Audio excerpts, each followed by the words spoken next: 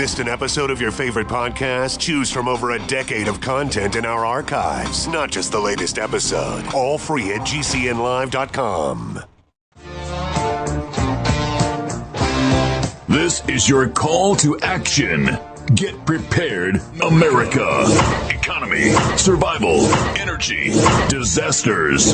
This is USAPrepares.com. Informative radio, educational radio. Interact now by emailing instructor@USAPrepares.com or text at 434-390-7953. Class, please take your seats. Now, your instructor, Vincent Finelli. Everyone all set, cocked, locked, blissed? Dr. Shealy, are you blissed? Yes. Yeah, me too. Yeah, it's great to hear your voice. I was talking with Andy, our engineer, just before the broadcast. It's always really nice to chat with our engineers, and Andy's a delightful gentleman. And we were just talking about all kinds of things. But just before the broadcast, Dr. Shealy, I called Lou Cassidy, our dear friend and instructor, and I said, I got an idea for what I think is a pretty neat product. And Lou Cassidy, Dr. Shealy, and I can build this thing, and I think it would be something that a lot of people would be interested in. Do you think it's okay if I share it with you in general terms? Of course. Okay. So yesterday, I was with one of our instructors, a dentist, Dr. Howard Shane, and he asked me to come on over to his farm and help him. He had some plumbing issues, and he had some issues about some work he had done on a pool. And I've been thinking about this ever since we, finished working on his pool and got his wiring correct and all that for his pool, that what he really needs is an ionizer to add silver and copper into the water of his pool so that they can get away from chlorine. But to do this, I know how to mechanically do it, but it would take a device that would apply the correct amount of current for the amount of water that passes over the cathode and the anode, the copper and silver cathodes and anodes. And it would have to be timed. It would have to be correctly, the voltage and current would have to be reversed every minute or so from positive to negative to positive, back and forth, so you would have equal wear on the cathode and anode, and inject the correct quantity of ions into the water based on the size of the pool. And of course, we'd have to have the electrolyte correct, and we'd have to have a method for measuring the amount of concentration of copper and silver in the water. Now, where you come in is the medical component of that. Does this sound like something that you'd be interested in? I think it would be. Who doesn't want to have, take a bath in silver, a light solution of, we'll call it colloidal silver and copper. Wouldn't that be great? Well, it sounds interesting to say the least. Mm-hmm. Yep. So I called Lou and I asked him if he could join us and just discuss it, on the surface, without getting, into all the specific details. And he said that he had to run. He was on his way out, but he thought it was a pretty cool idea. So maybe you and I and Lou can get on the phone, maybe one evening when we'll have time, and talk about it a little more. But the reason is, I've been learning more and more about how dangerous chlorine is. I mean, I know it's an absolute killer, but it causes circulatory disease. Well, it's a toss-up between chlorine and fluoride. They're both poison. So during this summer, people are just going to flock to the pools to go, poison themselves. Yeah. I mean, they're right. And this particular pool, and it's not the only pool in the country that's like this, but it's an indoor pool. Now, an indoor pool, you've got the chlorine escaping into the air, into a confined room. Even though it's a large room, it's still going into a room with, I would say, not the ventilation that I'd want, because it's a room. Regardless of how many windows it has, they're not enough. It's not like being outside. Even being in a pool outside, I remember when I was younger, in the 60s, getting out of a pool, and I'd smell like chlorine, until I took a shower at home. So you bring it with you. And so obviously I've been poisoned many, many, many, many times by swimming in a chlorine pool. So the concept I have in mind is pretty simple. It's run a system that would put eliminate chlorine, the need for chlorine, or Bacquicil or any of these other chemical agents, and replace the pool water with a saline solution. And that's, when I say replace, I mean actually just add, maybe 600 pounds of salt to your pool, and you can swim in kind of a saltwater pool and put the ions of copper and silver in there very, very effectively and affordably. And you can eliminate the need for that, $150, $200 worth of chlorine per year, plus, the smell, and the water will be crystal clear, where you can see a dime in the bottom of the 8-foot, pool. And I know the technology works. I've seen it work. And I know how we can make it better. So that was my thought. I just wanted to share that with you. The kind of thing that you never discuss on the air, you never discuss it publicly, but I thought we can do that. Hey. Okay, so any comments? Yeah. Okay. Well, Dr. Shealy, I spent some time with some instructors over the weekend, and one of them said that you were on the same flight to the same conference where you were learning about high-frequency, dangerous electromagnetic radiation. Is that right, or am I confused? Well, yes, that's a whole bunch of things, actually. It was a 4-day workshop. Okay, and the reason I'm asking is this friend who's in the medical profession was telling me about, there's all these antennas in the house, which are the electrical cords to lamps, the wiring, the smart meters, and she was going on and on about how dangerous all of this is. And I mentioned to her that, Dr. Shealy and I have been talking about that for years. And so she's extremely concerned, as I am. And is there anything that you'd like to share with us that additionally, or for anyone who hasn't heard this, your concerns about high frequencies, electromagnetic radiation, the wiring in your home, and that kind of thing? Well, it's a toss-up in my mind. I don't like all that electromagnetic stuff, but I think worse than that is a cell phone. Yeah, and I actually mentioned that. I said I talked about that last week, and I said the nightmare scenario, I'm paraphrasing, is someone who lives in an apartment complex. So you have a 16-unit apartment complex that has 16 smart meters right outside. And then all of the wiring acts as antennas from behind the smart meters through all these apartment units. And then you have 16 microwave ovens in this building, which would be the 16, and I just picked 16. It could be 8, it could be 40.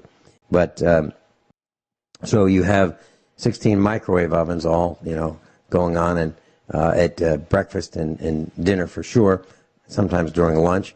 And then you have 32 cell phones, because you have probably on average 2 people with cell phones in each apartment unit.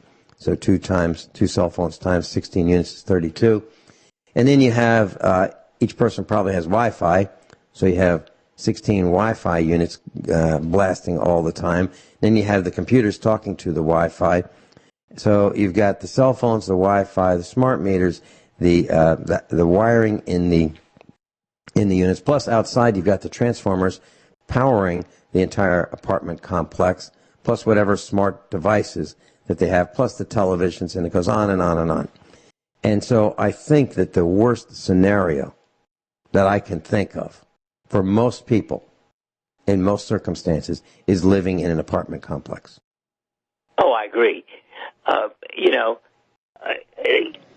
As you and I both would say, I think living in a city, I wouldn't even live in Pleasant Hope, which is only 614 people. Yeah. Yeah, and so to me, it's kind of clear you got to get out of the city. And so I was talking with our friends yesterday at their farm, and they were talking about smart meters. And I said, okay, we have an instructor, his name is James Bertonis, and he lives in California, Silicon Valley. And years and years and years ago, he went on top of the mountain because he designed a system that would allow cableless cable TV. So instead of having cable, he actually prototyped a system that would transmit from the top of Silicon Valley, California, where I'm talking about Cupertino, Los Gatos, San Jose, those cities. From on top of a mountain, he could transmit television. And all you'd have is this little dish antenna the size of a dinner plate, and you'd aim it at the mountaintop, and you could receive your television. And there's a desktop channel selector, kind of like a control box for cable TV, kind of like that. And this was back in the 1980s, so it was very, very, very early. And so he had this technology, and he went up on top of the mountain with his survey equipment to measure the levels of microwave activity in Silicon Valley, down below. And so what he found out was there was this anomaly. There was a peak of electromagnetic radiation, microwave radiation, in Silicon Valley around 8 o'clock in the morning, 7 or 8 o'clock, well, actually like 6 to 8 o'clock in the morning. Then it peaked again around 11, 12, 1 o'clock, around noontime. And then it peaked again around 5, 6, 7 o'clock at night. You thought, what the heck is going on? Why is it peaking? And you realized very quickly that it was because of the microwave ovens. People were heating their breakfast, lunch, and dinner, and it caused the peak in the microwave radiation across the entire Silicon Valley. I'll tell you a little bit more about that and why this makes sense and how it dovetails with what we're just talking about. Dr. Norm Shealy is with us, normshealy.com. That's Dr. Norman Shealy is with us. So, Dr. Shealy, yesterday I was at this farm, and it's owned by two dentists, and we were talking about smart meters and how concerned they are about the smart meters. And so we looked at the power poles, and we looked at how electricity comes to their farm, and we looked at their electrical wiring. I spent a lot of time, looking at their wiring at this particular farmhouse. And we're talking about the tri-field meter, and I said, yeah, Dr. Shealy, advocates that because, he has one, I have one, and we see the electromagnetic radiation that's dangerous all around us, and when you have one of these, it really wakes you up to it. And so I mentioned the story about Bert Bertonis and how he was surveying how much electromagnetic radiation was on the floor of Silicon Valley, California. And he noticed that it peaked at breakfast, lunch, and dinner time. And then he went back up a couple years later, and he realized that there was no more peaks. The floor, if you will, the low part of the electromagnetic radiation had risen. So the peak was now the floor, meaning the electromagnetic radiation wasn't just highest at breakfast, lunch, and dinner time. It was all day long. And so that the amount of electromagnetic radiation that was in the environment prevented him from doing this technology. And I think that's a good thing that he didn't do it, because we've learned that it's a dangerous technology now. Well, the discussion further went on with my dentist friends and instructors, and we discussed removing one smart meter from their home, which is on a pole. And I said, okay, so that's one, but you're surrounded by them. They're everywhere. So, yeah, it's a great idea to remove one, but that does not eliminate the entire problem because you're surrounded. And that's when I told them the story about Bert Bertonis and what he found out in Silicon Valley. Do you have any comments or thoughts you'd like to share with us regarding that, Dr. Shealy? Well, it's as if we're gradually being microwaved, isn't it? The whole planet. Yes, we and are. remember, our so-called whatever those things are up in space, they work within the microwave range as well. Yes, you're talking about satellites. Yeah, Mm-hmm. and so it's second at this point only to the risk of nuclear energy is electromagnetic burn. Mm-hmm. Mm-hmm. So Yeah, I agree. So, Dr. Shealy, what can we do? Do you have any thoughts of protecting ourselves from the electromagnetic radiation? I know if you go outside, I guess that's where the tinfoil hat description comes in for us, because we're afraid of electromagnetic radiation. Well, the tinfoil hats are right. I mean, that really is right. As a matter of fact, I was thinking about, when I'm in my car, I have a Luftwaffe helmet from World War II. It's a Nazi helmet, but it has better coverage than any other helmet because it covers my ears. Now, I just have one as a historical artifact, but honest to God, I've been thinking I need to wear that to protect my brain against police radar. I'm darn serious about this. But what can we do, Dr. Shealy, in our homes? Do you have any thoughts? Well, you could build a Faraday cage around your house. Okay. Actually, it wouldn't be that expensive if you didn't mind the look of it, because it's all you need is copper wire. Mm-hmm. You build a frame with copper wire around the entire house and ground it. Mm-hmm. That will not allow any radio waves, et cetera, to go through. Yeah, and so the Civic Association and the and the aesthetic police would come over and say, "What are you doing?" Well, I checked out the covenants and deed restrictions here at the house, and I don't see anything about Faraday cages. Right. Well, Dr. Shealy, I'd like to share with you. I don't know if I've ever told you this, but when we come back, I built a partial Faraday cage or cages in our farmhouse, and you've been here, and I'll tell you exactly what I did, and I'd love to hear your comments about the approach that I took 13 years ago to minimize the electromagnetic radiation from our home wiring. And this is something that anybody can do. We'll be right back. Last, Dr. Norman Shealy is with us, and we're talking about electromagnetic radiation and some of the dangers and ways to mitigate those electromagnetic fields.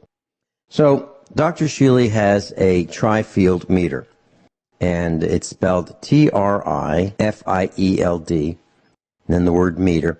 And the model I have, and I believe, Dr. Shealy, you have the same one, is Model 100XE.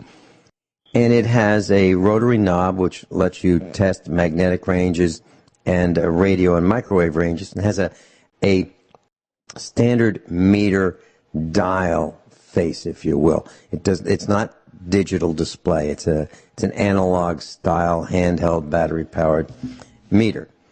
And so I just used it to measure the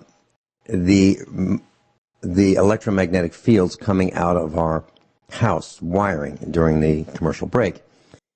And here's what I found. And I know this. I've done this many, many times. The wiring in the house, if you do not energize that circuit, there is no measurable electromagnetic radiation or fields. Now, here's what I'm saying. So let's say you have a circuit on your circuit breaker panel, and we'll call it dining room. Okay? And so that whole circuit is nothing but the dining room. And if you go and you try to measure the electromagnetic radiation against where the wires are in the wall, you won't find any, unless there is a device plugged in to that particular circuit. Now, if there is a device using electricity, let's say it's a lamp, let's say it's a radio, let's say it's a wall charger on that circuit, that wiring will start becoming an antenna and will start transmitting electromagnetic radiation. But if you're not using it, it doesn't transmit electromagnetic radiation. The problem is when you use, who doesn't use their house wiring? You've got a refrigerator hooked up, right? You've got lights hooked up. So, I mean, that's why you have the wiring, so you can use it. But the darn thing, that darn system is dangerous. Well, here's what I did to minimize that. So, Dr. Shealy, this was 13 years ago when we were building our house. I went to eBay and I bought some copper dust. And I bought 5 pounds of, it looks like, or the consistency of white bread flour. It's really fine. It's not gritty. It's really, really fine. And so I bought 5 pounds of that, had it shipped here, and I mixed it with the primer of the paint that we use to paint the walls. Now, I know where the wiring is in our house because I wired our house with our son. And I took pictures and I used standards. So, for example, I got a stick and I measured 18 inches from, or 24 inches from the floor, or 18 inches from the floor, or 48 inches from the floor, and 12 inches from the floor. So I knew how high the wires would be run horizontally from outlet to outlet to outlet. And the code, the National Electric Code, says that you will have outlets no farther apart than 6 feet. So there's lots of, receptacles or outlets and switches. I mean, just like it meets all the standards, but there's lots of them. Well, I painted the walls with this copper dust mixed with the primer 2 feet on either side of the wiring. So my thought was that I would reflect back into the wall the electromagnetic radiation coming out from the wiring. Now, the reason I didn't paint the whole wall is because distance is your friend and the electromagnetic radiation drops off over distance. So that's what I did to help minimize the electromagnetic radiation. Do you have any thoughts or comments about that? Well, it sounds brilliant. How much did it cut it down? Quite significantly. And now I didn't do this as a scientific experiment. I wish I had. I wish I bought copper dust and aluminum dust and iron dust, and maybe nickel to see what the differences would be. But I didn't. I said, well, copper. Now, when you do that, it oxidizes really quickly. So if you use white primer, it's like green because we'll call it rust. So the copper rusts instantly, when you mix it with the primer. So you can see that it's in there, but you have to keep stirring it because it settles to the bottom. It's way heavier than any other component of the paint. So you have to keep, stirring it. But what I'm saying is I believe this is an inexpensive retrofit that anybody can do, especially if they're going to be painting. Now, are there areas that you would recommend a person start with if what are the most dangerous areas of the person's house? Do you have a feel for that, Dr. Shealy, that they should, try minimizing the electromagnetic radiation? The kitchen. Mm-hmm. I would think the kitchen is worse. Yeah. Because, so many. Well, that's a very good point. Mm-hmm. Yeah. Who goes into the kitchen without turning the lights on, right? There's, and here's an example. So we have this coffee maker. I'm not saying we, but people have coffee makers, and they have got timers on them. So if you want, you can hit those buttons, and you can say, okay, well, I'd like my coffee to start percolating at 6 a.m. So at night before, you can add the water, you can add the coffee grounds, you can close it all up, hit the program button and say, okay, 6 a.m. tomorrow morning, start making the coffee, so the coffee's ready for me. But what that does is that energizes that circuit. And now that whole circuit of wires inside the wall, all the way from the breaker panel to that outlet, is now an antenna. It's now transmitting. Or you have one of those little General Electric clocks like we used to have, like a tabletop clock, the size of a coffee cup, if you will. And, it's just sitting there telling you the time. Well, that energizes that circuit as well. So all of these little devices that you have and you're not thinking about, even your television, if your television is off, you hit that remote and you go off. I don't want to see it. It doesn't mean it's off. That television is still on. How do you know? Well, it has to be on because if you hit that remote, if you hit that remote button, I'm sorry, please say that again, Dr. Shealy. Up to 10 feet away, You could read the output from the television up to 10 feet from the front, even when it's turned off. Mm-hmm. Yep. Now, if we extrapolate this out, back when we used to have cathode ray tube computer monitors, those big monitors, not the flat ones that we have now, but the big cathode ray tubes. They were the same cathode ray tubes that we had in televisions, both black and white and color televisions. Well, I'm going to tell you a real short story about how far those electromagnetic waves travel. Now, when I was in banking, they said, okay, clear off your desk because this weekend, this was on a Friday, okay, boys and girls, clean off your desks, put everything away because on Friday the painters are coming and they over the weekend, and they're going to paint the file cabinets. And you don't need to empty them out. We're just going to paint the outside so they all have the same color. They're all going to be like this ivory tan color. So whatever color they were, they're all going to be ivory and tan because we want it to look nice. All right, so, turn off your computers and everything will be fine. So we all turned off our computer monitors, unplugged everything. One guy didn't do it, and they were using electrostatic spraying. And what they would do is attach a wire with a clip, a clamp, to the file cabinet, and then they would spray paint it. What would happen is the spray wouldn't go all over the room. It would just go, they'd have to put a drop cloth under the file cabinet. But when they sprayed it, the paint would travel right from the spray gun right to that metal file cabinet or that metal desk or that metal whatever it was. It would stick. And it wouldn't go flying around the room. One guy left his monitor on across the room. Now, when I say across the room, this is like a room where hundreds of people work. So it was probably 100 feet away, at least, this monitor. Well, this monitor was covered with paint. So the electromagnetic radiation from the monitor was strong enough to pull paint 100 feet through the air and cover the screen, the plastic, everything of this monitor. That's what we're talking about. So now, how many of us have devices in our home? We didn't even think about it, right? We got routers, got the microwave ovens. Wow. And some people, Dr. Shealy, I have seen people look in a microwave oven. They're cooking something for a minute, and they stick their face right up against the window to see how it's doing. I can't believe it. Well, believe it. Unfortunately, when you consider the fact that only 2.7% of people have the basic essential habits for being healthy, it means that 97.3% of people are stupid. Yeah, I'm afraid you're right, and I'm afraid they get to vote. Unfortunately. Yeah. So I wanted to tell you, do you have any other comments before I go into the next topic? Well, it's a very important topic, and I don't know the answer.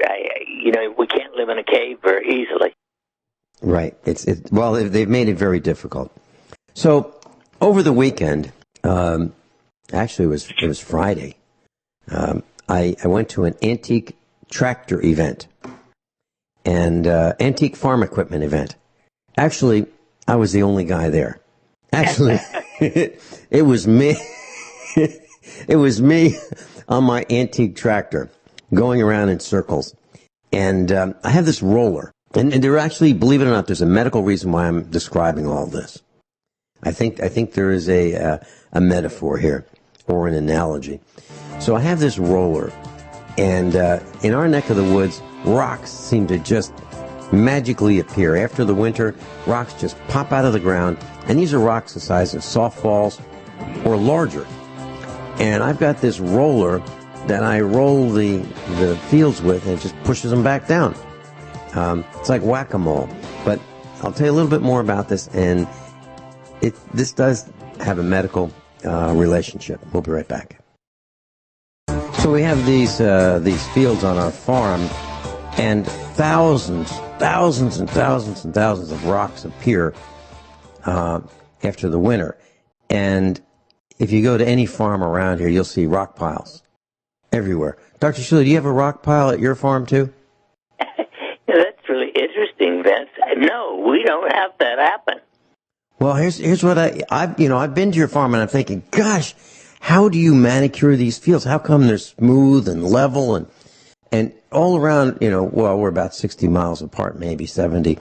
And everybody here's got rocks everywhere. I mean, with a little dirt. We got mostly rocks and a little bit of dirt. But so all around here, if you come here, you'll see rock piles. People they pile up their rocks. They build a great big cylindrical fence, fence wire, woven wire, let's say 5 feet in diameter. And they put that on the corner of their property, and they just fill that with rocks. And then, so now you have a rock cylinder filled with rocks held in by the fence wire, like a fabric wire, and then that's the corner of their fence, because that's not moving. It weighs tons and tons. So you see them everywhere around here. And so what we've done is we have a roller. We've taken there's an old propane tank, which probably weighs 1,000 pounds, and it has an axle through it. And then we have a fill cap, and we can fill it with water, and there's a frame that we can pull it behind the tractor. So now the whole thing weighs thousands of pounds, and we just slowly drive the tractor and pull this roller, which is a propane tank, rolling across the field. And whenever it finds a rock, when the ground is moist and soft, we can just push the rocks back in. If there's a drought, there's no way we're going to do anything to those rocks. But so I've been going around and round and round, pushing these rocks back into the field so I don't hit them with the mower when we cut hay. But there's a reason why I'm telling you all this, because there's a medical reason. So when I was going around pushing these rocks in, I was annoyed because the fuel injection pump on our 1974 tractor, which is an antique, 44 years old, is leaking. And our 1984 tractor's fuel injection pumps are leaking. These fuel injection pumps are really expensive. They're about $1,000 if you put it in yourself, each. And I'm annoyed. Now, why is that? Because the government has mandated that we take sulfur out of the diesel fuel. Well, the sulfur is the lubricant for the fuel injection pumps. So it causes them to wear out really quickly. And I've replaced many of these on vehicles because they've worn out. That's part number one. Part number two is gasoline used to have lead in it. And the lead, of course, is dangerous, but that was the lubrication for the valves of gasoline-powered engines. And when you take the lead out, the valves burn and fail quickly. Sometimes they break off and bang holes through the tops of pistons, causing catastrophic engine failure. So now we're looking at lots and lots of damage caused by what used to be additives in the fuel, the gasoline with the lead and the sulfur in the diesel fuel that let the engines run, efficiently. Now, not great for breathing, but it was certainly better for the engines. Then the EPA said you will take zinc and phosphorus out of engine oil, which is required for the older engines to operate because it provides extreme pressure lubrication for the camshaft and the valve lifters. So we've had, if you're wondering why we have so few old vehicles running around, is because the lack of additives in the oil, the lack of sulfur in the diesel fuel, and the lack of lead in the gasoline has destroyed a lot of these engines. Now, how does that relate to health? Well, people are sick, and so my question is, if that is the analogy, we've taken the additives, the requirements for these machines to run well, if we've taken them out and it's caused catastrophic failures of these machines, these engines, diesel and gasoline, what about the requirements that people need in their fuel that we've taken out? Is there such a thing? Have we reduced the amount of additives like vitamins, minerals, supplements in our food, the nutrition, so that our engines run well? Can we talk about that when we come back, Dr. Shealy? You bet. Does that analogy make sense? Oh, you bet. Excellent. Okay. You're on a roll. We'll be right back. Dr. Norm Shealy is with us. NormShealy.com. We'll be right back. Everyone all set, cocked, locked? Hour number 2 of USA Prepares. And the call screen is up. If you'd like to call us, we'd love to hear from you. 866-582-9933. 866-582-9933. And the telephone listen line is 605-477-3249. 605-477-3249. Dr. Shealy's with us. And during hour number one, I was talking about a scenario where diesel fuel had it originally had 500 parts per million of sulfur added to it or in it, and it was reduced to 15 parts per million, from 50,000 down to 15 parts per million, and it caused the diesel fuel injection pumps to fail.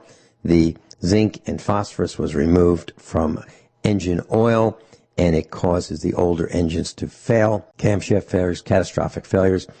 And we talked about the lead being removed from gasoline, and that caused the valves to burn up on the older engines, causing them to have catastrophic failure as well. And so the question was, is there a similarity in what has happened to us in our fuel? Have there been any subtractions, changes that are causing us to wear out and have catastrophic failures in our bodies? Dr. Shealy, your thoughts. Do we have Dr. Shealy? I don't hear him. So, John, are we connected? Let me check my other screen here. And it says we're connected, but I don't hear Dr. Shealy. Well, what would you like to do? John, are you there? Just me? I'll call back. Oh, we got you. We got you, Dr. Shealy. Did we just lose Dr. Shealy? He's going to call back? Okay, well, okay. So he's going to call us back. So does this happen very often? Where an instructor is lost? Does it happen with other shows, or is it just happening with us? That's the question. Okay. Well, on Friday, I'm going to be doing another broadcast, part 3, on generators. And I've been spending some time on generators, and I found something very interesting. So we do have Norm Shealy? Yes? Okay. Hello? Dr. Shealy, welcome back. Oh, good. Where were you? Do we have you, Dr. Shealy? I'm sorry? Wow. That's pretty interesting radio. It's just me looking for Dr. Shealy and John trying to find him. So, John, what is the status? Do we have Dr. Shealy? Can you hear me? I can hear you. No, I don't know. So, I'm looking at... Yeah. We do? Hello? Hey, Dr. Shealy, glad you're here. So, okay. We were talking about... hour number one, we were talking about, the diesel fuel missing the additives, gasoline missing the additives, the catastrophic failures to the engines that the removal of these supplements has caused. Is there an analogy to the body? Absolutely. Way back in the 70s, Ross Hume Hall wrote a wonderful book called Food for Naught. He pointed out, we're talking about over 50 years ago, that the food in the grocery stores was highly deficient in vitamins and minerals because of all kinds of soil practices. It includes nitrate fertilizers, of course, and it also includes the fact that there's magnesium missing in the soil. And although cattle farmers have to add magnesium to keep their beef alive, the vegetable and fruit farmers do not add magnesium to the soil. Then when you copy that with Roundup, and, the biggest thing, Ben, is Roundup is not only the most poison thing ever released in the world, but it rains. 65% of rain across the country is filled with Roundup. Other than that, Mr. Lincoln, the play goes on. You're mentioning magnesium, and one of the things this is kind of interesting.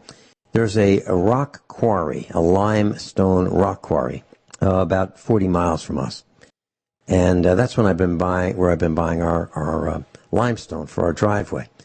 Well, I've been trying for years and years to get anyone to spread lime on our fields. Bring a truck with a spreader and put tons and tons and tons of lime on our fields, and I've been unable to do it. So I'm looking out the studio window at another antique.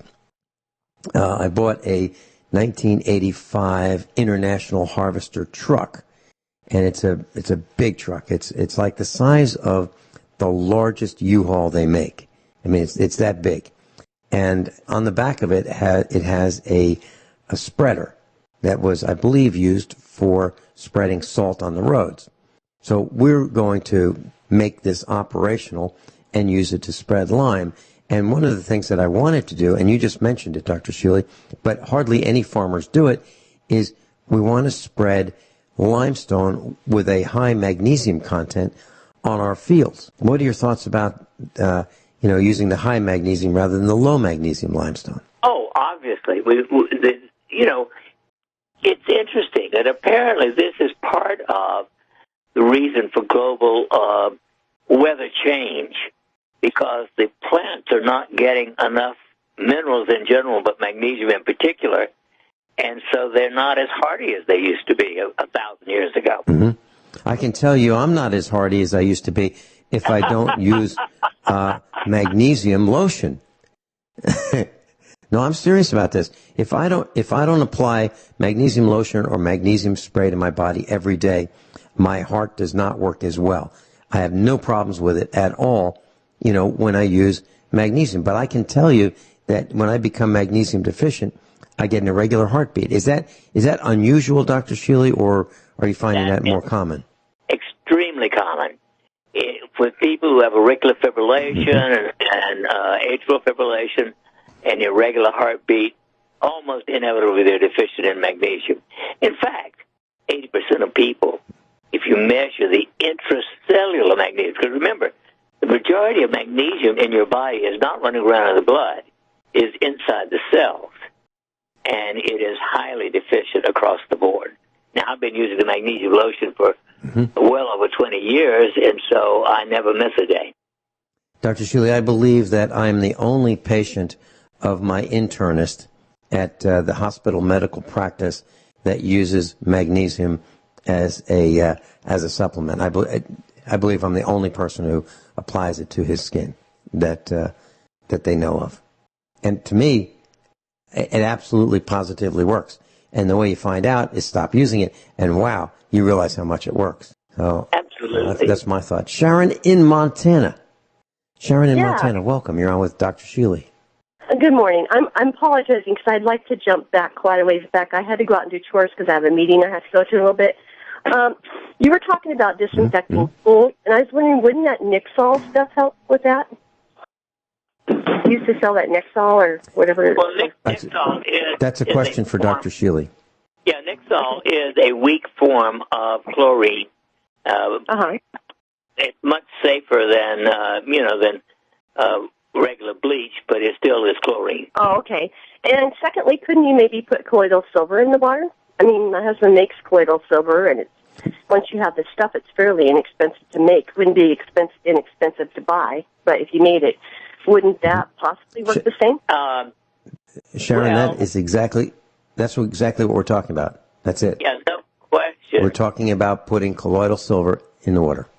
Okay. Yeah. But like I said, I had to Dr. bow Shealy? out to go do chores, but I was just thinking that, to me, I'm using it in my chicks, and I haven't lost a single chick yet. And we've used it for our various animals and even ourselves, but it seems like it works pretty well. Mm-hmm. No question. Silver is... Sharon, to chlorine. Okay. Yeah, I was just curious. I mean, Sharon, to answer your question. To answer your question, I have a huge delay here.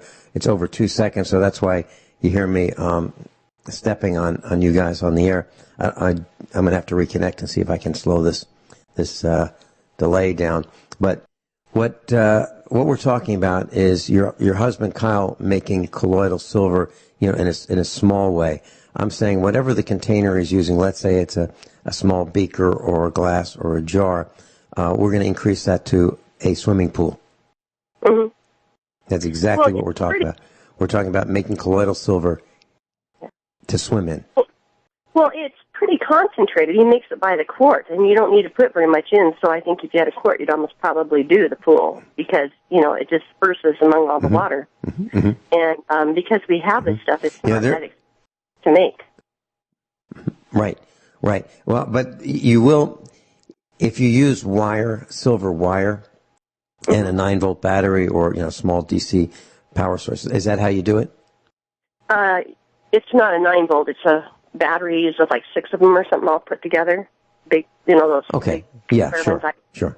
I don't know what voltage they are. Yeah, we're talking about that, but the amount of silver that you use would nowhere be sufficient to do 20,000, 30,000 gallons. It's just not enough. But, and also, you need to change the electrolyte from being distilled water to being a slightly saline solution. A little less salty than tears. But the net benefit is when you jump in this pool, your eyes won't burn. Your eyes won't burn because it's not chlorine. It's a saline solution similar to tears, but at a weaker concentration of salt. It's pretty impressive. Dr. Shealy's with us. Sharon in Montana's with us. Sharon's an instructor at USA Prepares. Sharon, your idea is absolutely correct.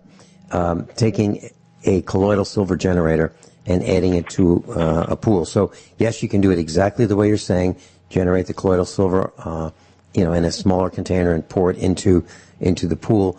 Or you can have a system that will continuously generate colloidal silver in your pool electronically with bigger cathodes and anodes. And that's what I'm talking about. Kind of an automatic system that would just continuously generate the systems in a very, very safe way, where you can control electronically the amount of current that's being applied to generate the necessary concentration of colloidal silver. That's what I was talking about. Okay. I was going to, kind of unrelated when we're talking about colloidal silver, I was going to tell you, though, it works awfully well on pink eye. My daughters, way back when they were doing sports, got pink eye, and they just put some drops in their eyes, and it went away. And then just recently, my little granddaughters are in preschool and kindergarten, and they both had a bout. And by taking them home at night, putting it at night, one day at home, and the next night, and the next morning, they were able to go back to school. So it's a lot less toxic and less expensive, I would say, rather than a doctor visit.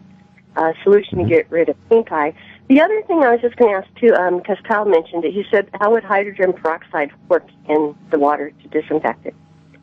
Well, let's ask Dr. Shealy. It certainly is a disinfectant. Dr. Shealy, what do you think about hydrogen peroxide? Well, I don't know how much it would take. I think it would take a rather huge amount to do, a swimming pool. Yeah. So for a glass of water, yes, it could work. But I don't know about it for a bigger region. Just cost-wise. And also it volatilizes. So, it's not you don't add it and you have a permanent fix. You add it, and, it dissipates just like chlorine does. But the colloidal silver, that's a whole different animal, because that stays in the water until it precipitates out. So it's there until you over concentrate the silver in the water. And I got to tell you that I built one years ago for our swimming pool in Virginia, and you could see whether a dime was heads or tails in the 8-foot section. It is absolutely unbelievable, and it really does work. And I'm thinking that we could build this very, very inexpensively and yet have it accurately deliver the concentration that we're looking for. And it's so hard to explain what it's like jumping into a swimming pool that you've added, let's say, 300, 400, 500, or 600 pounds of salt into. And I'm talking about, these bags of salt that are the size of dog food bags, and you just open that up and you pour it in the pool and you go, wow, it's going to be terrible. And then you taste the water and you go, I don't taste it at all. So you add your next 50 pounds. I don't taste it at all. And when you get to the 6th bag, you just might taste a hint of salt. Just might. Not really likely, but you might. And that's how much salt you'd be putting in. And that would cause the ions to enter the pool as the saline solution, as the electrolyte. But swimming in salt water is so much nicer. It really is, even though you don't know it's salty. And in our pool, no one ever said, what's different about your water? There was the absence of the chlorine smell, and when they swam underwater with their eyes open, it didn't burn like chlorine. And it didn't turn their hair orange either. So those are a few of the benefits. I've forgotten about the orange hair. Yeah. So this is a pretty neat thing we're talking about. And I believe that Dr. Shealy, Lou Cassidy, and I can build this. And I believe it'll be, it's improving on an existing technology. And Dr. Shealy would make sure that we got the concentrations right. Lou would make sure that we got the electronics right to deliver the concentrations, and I'd make sure that the mechanics all work. So that's what we're talking about, if we decide to collaborate on this. And so I sprung this on Dr. Shealy. It was a complete surprise. Sharon, would you like to continue with us? No, I'll bow out. Thank you very much. Okay. Hey, give my best to your roommate. Okay. Thanks. That's her husband. I refer to him as her roommate. We'll be right back. Norm Shealy. Dr. Norman Shealy is with us. Dr. Shealy, I don't know if you had a chance to listen to the commercials during that break, but did you hear the one about the pizza and the sense of urgency, and we want pizza, tonight? Did you hear that? Yeah. Okay. Well, that gentleman, the voice of that commercial, his name is Ron Allen. And Ron Allen is the same gentleman who did, and now Vincent Finelli. Well, he's the guy. So I just, I got such a chuckle out of that latest advertisement of his. I called him up and I said, hey, Ron, Vin Finelli. He said, hey, I said, will you come on the air and talk about advertising with me and how commercials work and all that? And he said, yeah, it'd be great. So in a couple of weeks, Ron Allen is going to be on, and he's the voice, the big voice that did our introductions. Well, Dr. Shealy, is a kind of funny story about that. So that used to play on the radio station in Springfield, Missouri. And so I went to a meetup and I met this new gal, and she looked at me. She, I'm paraphrasing and making this a little more animated. But, the first time this woman met me, she was a middle-aged gal. She put her hands on her hips and she said, "You're Vincent Finelli?" And I said, well, I used to be a lot taller, before I started radio. And she was expecting, this 300-pound, 6'8" guy, based on Ron Allen's introduction to the broadcast. It's like, really? You're Vin Finelli? I was expecting somebody a little different. You mean like taller? So class, I'm 140. I used to be 138. 140 pounds, 5'7". So that's Vin Finelli. But that doesn't mean I have to back down. Vince, that's interesting. You know what I am? 134. Yep. And so we're about the same size. Yeah. Yep. Dr. Shealy and I are about the same size. Yeah. And so, we're talking about health and nutrition. And did you have any more that you'd like to share with us about that? Because Dr. Shealy, frankly, I'm seeing people who are very, very sick. I'm seeing a couple things that I don't like. Number one, people are getting sicker. And two, people could do more to reverse their maladies, and they're not doing it. I mean, I've said to people, I'll tell you what, Dr. Shealy's going to be on the air with me on Monday. Why don't you call in and get some expert medical advice? It's absolutely free. We'll give you as much time as you need. He will answer all your questions, and you'll get another opinion or an opinion, and you can take control. Well, yeah, we'll see. We're overwhelmed with calls. Well, and these aren't things that I'm talking about. Serious problems. I'm talking about cancers. I'm talking about tumors. I'm talking about diabetes, and it's almost impossible for us to get people who are really sick to call in and ask for an advice or an opinion, even though it doesn't cost anything. I don't understand it.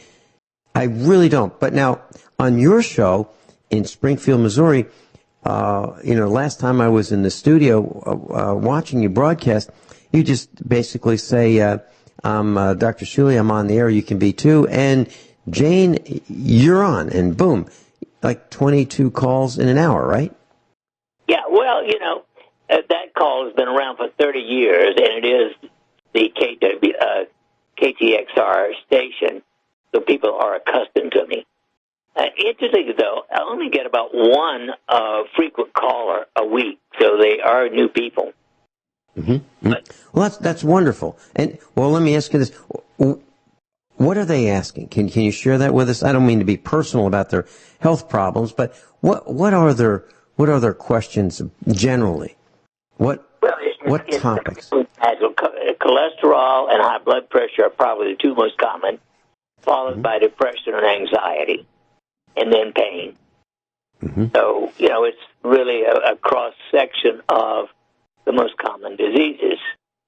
Okay, and, when you say... Okay. Well, I was going to say, the antidote for most people is, the average person consumes 2.2 servings of fruits and vegetables a day. Mm-hmm. I get 8 to 10 or 12. Mm-hmm. And I'm sure you do too. Yeah. And when that's the best source for the best part of nutrition is, I'm okay about meat and cheese and all those other things, but you must have fruits and vegetables because that's where you get your antioxidants. Okay. Let me describe a typical lunch that I'll consume, and I'd like to get your opinion. So I will take some lettuce, and I'll individually wash each leaf to make sure that, there are no bugs or spider webs or whatever might be on it, residue of pesticides. And then I will tear them. Of course, I wash my hands really well first. Then I tear the lettuce into small bite-sized pieces. And I'll put it in like a Tupperware container that has a lid. And so I'll tear off all the lettuce and then soak it in water, put the lid on this Tupperware-style container, and then shake it up, let it set for a few minutes, then pour off the water. Then refill the water, let it set for a couple minutes, shake it, pour off the water. And I'll rinse it 3, 4, 5 times. Then after I've drained the water, I will add a salad dressing. Typically, it will be extra virgin olive oil with apple cider vinegar with mother, maybe a little bit of pink Himalayan salt, some pepper, and I'll put all that into the Tupperware style container, shake it up, and let it set for several minutes. I might put it in the refrigerator for a little bit and then take it out, and then I'll put it on a plate and add cottage cheese, and that's it. What is your reaction to that? Is that healthy, or is there something I can do better? Very, very, very, very, okay. Very. Right. And when I have that, Dr. Shealy, if I do that 3, 4, 5, 6 days, and I do it now, it's all the time. It's like a regular thing. I feel so much better. And then if you add that to, you were talking about this vibrating kind of a mat you can stand on. I think John Regan likes that concept. He might even have one. I don't have one, but I have a tractor that vibrates. And well, you're getting lots of movement on and off the tractor as well as up and down. I am, and it has Armstrong steering. That's my dad's term for no power steering. You got to have strong arms to turn that heavy steering wheel because it's all manual. So it's got Armstrong brakes and Armstrong steering, and you bounce around. And I've got to tell you that I feel so much better now that the weather is warm enough for me to get out an open frame tractor where I'm not, in air conditioning and sunshade. And so I got the sun on me. It's not too hot. I'm going round and round in circles, bouncing around. It's great. It really is. So I just wanted to share with you that the thought about that mat that you're talking about that vibrates. So I've tried that in a different way with the tractor, and I believe that the improvement in the circulation, the respiration, helps me cough up phlegm. It's unbelievable. It really is. So there's a lot to everything you say. And by the way, Dr. Shealy, in the going on, I guess, 7 years of broadcasting we've been doing together, not one thing you said has been wrong. Not one. Not one. Let me say it a different way. Not one thing you said is wrong. Not one. You know, my latest thought is, Vince, about hypothyroidism. 80% of people are hypothyroid. Unfortunately, because the blood tests do not differentiate between fluoride and iodine on the tyrosine molecule, the blood tests often turn out to be normal. There's only one accurate way to test whether or not you're hypothyroid. Your oral temperature when you've been out of bed at least 3 hours. If it's not 98.6, you are hypothyroid. And the biggest reason for that is fluoridated water. I cannot get over how people just refuse to get rid of that junk, that poison in their city water. All right. Let's extrapolate for just a couple minutes on exactly what you've just said. So there are two things that people do that I think, based on what you said, could contribute to poor health. One, of course, is the fluoride in the water at their home. So if they go out to eat, they're going to get fluoride in the cooking at the restaurant. If they have a glass of soda, it's going to be fluoride in the fountain mixer that mixes the soda with the city water or the municipal water, right? Isn't that going to happen, Dr. Shealy? Oh, of course. And don't forget, if they're drinking it out of an aluminum can, they're getting aluminum poisoning. Okay. So if they go to the restaurant and they say, well, I'll have that cookie with, for dessert. That cookie was almost certainly baked on an aluminum cookie sheet. almost certainly. Right? I even forgot they exist. I haven't had such thing in my house in 40 years. Well, we probably have about 10 of them here at the farm, but they're restaurant size or the bakery size. And I bought them used for the farm. So if I've got a tractor that, is dripping a fluid, I put one of those it's actually a cookie pan, maybe a 1 inch high rim around it. It's large, maybe 24 inches by 30 inches, something like that. It's pretty big. And so we use them for that. And for the dog food, instead of putting the dog food on the concrete floor in the garage, we put it on a cookie sheet to, not the dog food itself, but the bag that the dog food is in, so it doesn't conduct moisture through the concrete floor.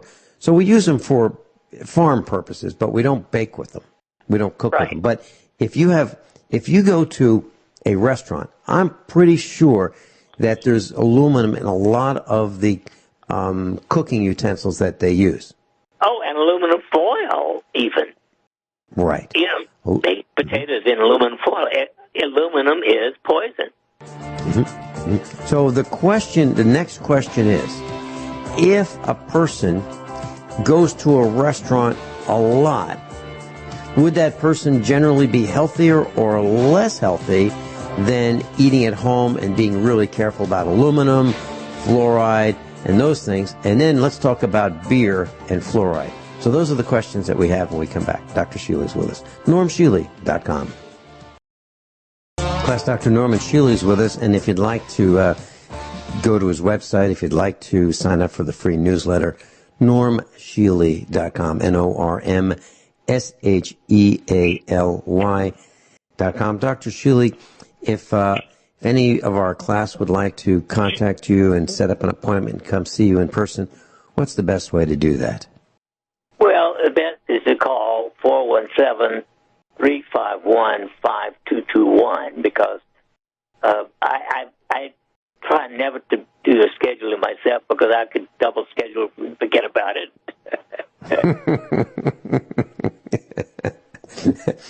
I've done that. I've double booked for the radio broadcast. Oops. Every once in a while. I mean, it didn't happen too often, but yeah, I understand.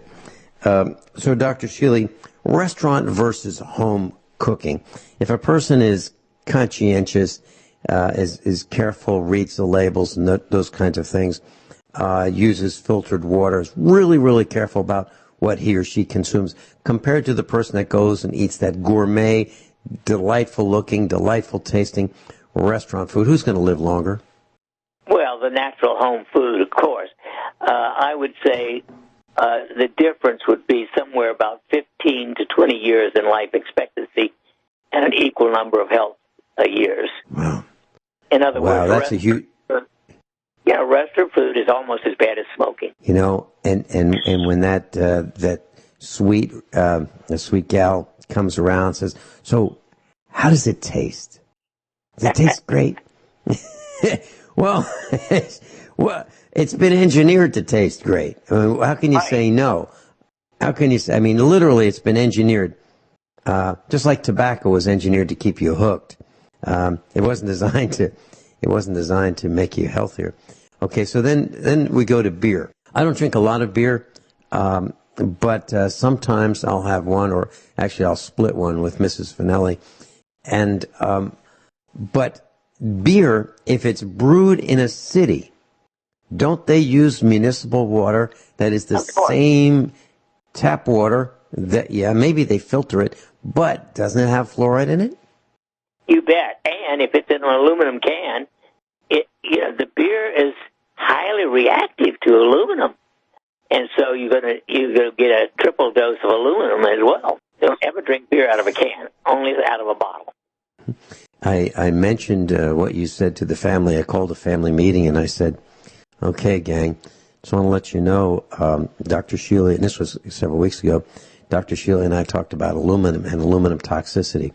So there will be no more cans of aluminum anything here at the farm. None. No more cans. Now, I threw out 40 cans of ginger beer this weekend because I'll never drink it again.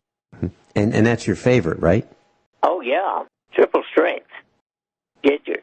So okay, so for those of us who, once in a while want to have a beer, and I'm not talking about, having a six-pack and watching a bunch of guys with short pants go chasing a ball on television. I'm not talking about that. I'm talking about, I'm talking about, if you just want to have a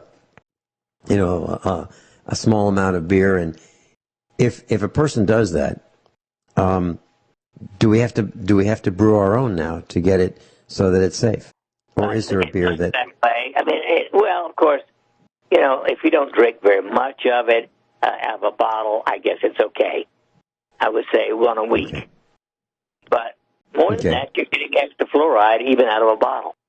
All right. And do you have, now that you've determined that the ginger beer that you had been buying was toxic because of the aluminum leaching into the beer and poisoning you, have you found a replacement beer that you found is acceptable? Is there a brand that you like? Well, all of them are fair, but on a scale of 0 to 10, they're about a 5 instead of a 10.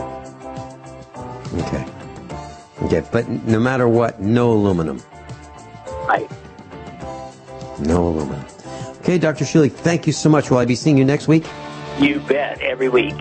Okay, sounds great. Yeah, normshealy.com class. And if you want that number to set up an appointment to chat with him or go see him, 417-351-5221. 417-351-5221. And that's where I get the youth formula and the supplements from Dr. Shealy. Above all, honesty and integrity. What happens next is up to you.